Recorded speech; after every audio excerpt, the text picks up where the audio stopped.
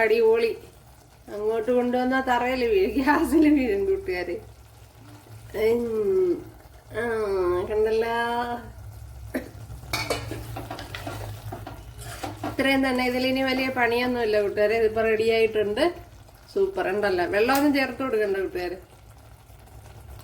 അപ്പോൾ ഇതെല്ലാം തയ്യാറാക്കി നോക്കുക, തീർച്ചയായിട്ടും ഇഷ്ടപ്പെടും. അപ്പോൾ കുറച്ച് നല്ലെണ്ണയും കൂടെ ചേർത്ത് കൊടുത്ത് അടച്ചു വയ്ക്കുക.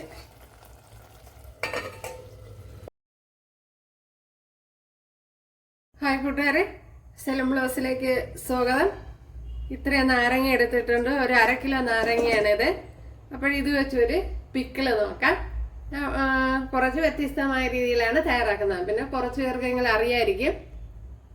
നിങ്ങൾക്ക് ഈ ഓണത്തിന് തയ്യാറാക്കാൻ പറ്റിയ ഒരു റെസിപ്പിയാണ്. ഞാനിപ്പോൾ ഇതേപോലെയാണ് കട്ട് ചെയ്തെടുക്കുന്നത്. ഉണ്ടല്ലേ,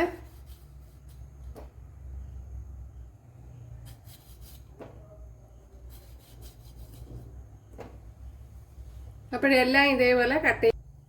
ഇത്രയും സവാള എടുത്തിട്ടുണ്ട്. ചെറിയൊരു പീസാണ്. ഇതിനെ വളരെ കട്ടി കുറച്ച് അരിഞ്ഞെടുക്കുക. ഇതിലേക്ക് നല്ലെണ്ണ ഒഴിച്ചു കൊടുക്കുക.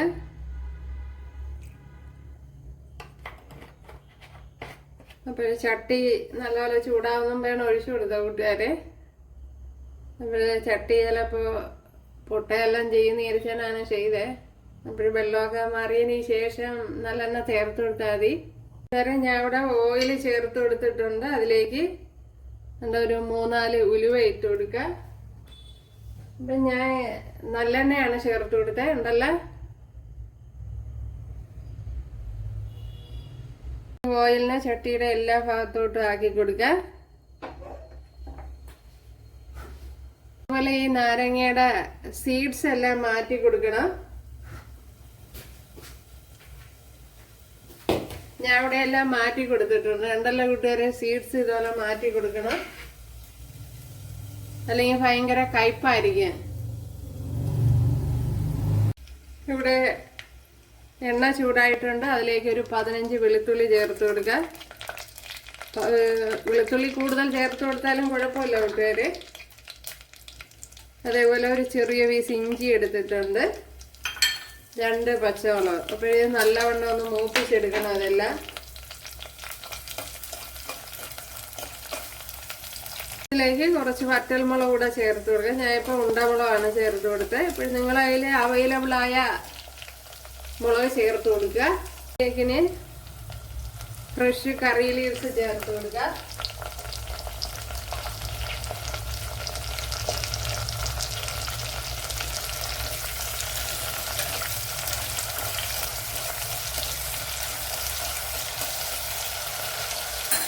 ഇനി ഇതിലേക്ക് ഇട്ട് കൊടുക്കാനുള്ളത് ഇതുപോലെ നൈസായിട്ട് കട്ട് ചെയ്ത് വെച്ച് സവാള ചേർത്ത് കൊടുക്കുക. ഈ സവാള ചേർത്ത് വയ്ക്കുന്ന നാരങ്ങ അച്ചാറിന് ഭയങ്കര ടേസ്റ്റ് ആയിരിക്കും. അപ്പം ഞാൻ ഇതിൻ്റെ ഇടയ്ക്ക് ഒരു കാര്യം മറന്നുപോയി കൂട്ടുകാരെ, കടുക് ചേർത്ത് കൊടുത്തില്ല. എപ്പോഴും പിക്കിളിനൊക്കെ പ്രധാനമായിട്ടും കടുക് വേണം. അയ്യോ, നേരത്തെ ഇട്ട് കൊടുക്കുകയുള്ളായിരുന്നു. ഇപ്പോഴാണ് ശ്രദ്ധയിൽപ്പെട്ടത്. അടുത്ത് തന്നെ ഇരുന്ന് എന്നിട്ടും മറന്നുപോയി. ഓക്കെ, ഇവിടെ ബ്രൗൺ നിറമായിട്ടുണ്ട്. എന്തെല്ലാം വെളുത്തുള്ളിയും സവാളയൊക്കെ. ഇനി തീ ലോ ഫ്ലെയിമിലേക്ക് കൊണ്ടുപോയി 1/2 ടീസ്പൂൺ മഞ്ഞൾപ്പൊടി ചേർത്ത് കൊടുത്തിട്ടുണ്ട്. ഇതിലേക്ക് ഇനി എരിവില്ലാത്ത മുളക് പൊടി ചേർത്ത് കൊടുക്കുക. മുളക് പൊടി ഒരു 2.5 ടേബിൾ സ്പൂണാണ് ചേർത്ത് കൊടുത്തത്. ഇതിലേക്ക് ഇനി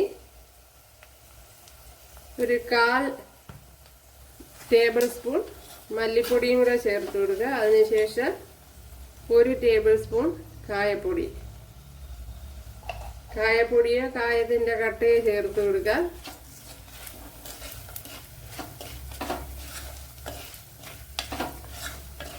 അപ്പോൾ ഇവിടെ പൊടി ഐറ്റങ്ങളൊക്കെ ഫ്രൈ ആയി വന്നിട്ടുണ്ട്. അപ്പോൾ നമുക്കിനി നാരങ്ങ എടുത്ത് തട്ടിക്കൊടുക്കാം. നാരങ്ങ ചേർത്ത് കൊടുക്കുക.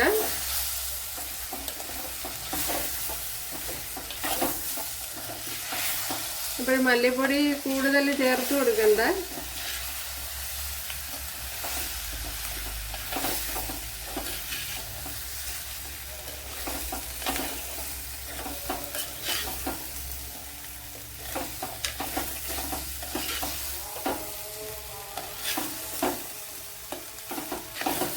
ഇതിലേക്ക് ഇനി ആവശ്യത്തിനുള്ള ഉപ്പ് ചേർത്ത് കൊടുക്കുക.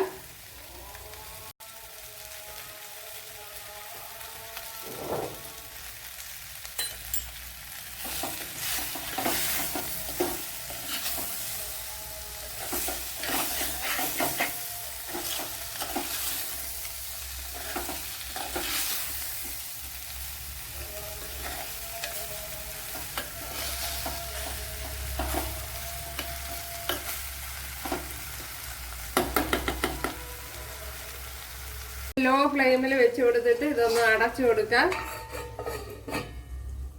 ഇനി ഇതിലേക്ക് 1 ടേബിൾ സ്പൂൺ ശർക്കര ഇട്ട് കൊടുക്കാം. ജാഗറി,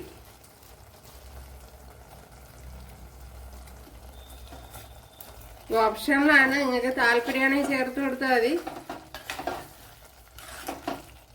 കണ്ടല്ലോ നമ്മുടെ പിക്കിളിന്റെ കടന. ഒട്ടും വെള്ളമൊന്നും ഞാൻ ചേർത്ത് കൊടുത്തില്ല കൂട്ടുകാരെ. സൂപ്പർ. കണ്ടല്ലോ നമ്മുടെ പിക്കിൾ. പിന്നെ ചട്ടിയിൽ പിടിക്കുമെന്ന് തോന്നണമെങ്കിൽ കുറച്ച് നല്ലെണ്ണയും കൂടെ ചേർത്ത് കൊടുത്താൽ മതി. കണ്ടല്ലോ, എല്ലാരും ചെയ്ത് നോക്ക.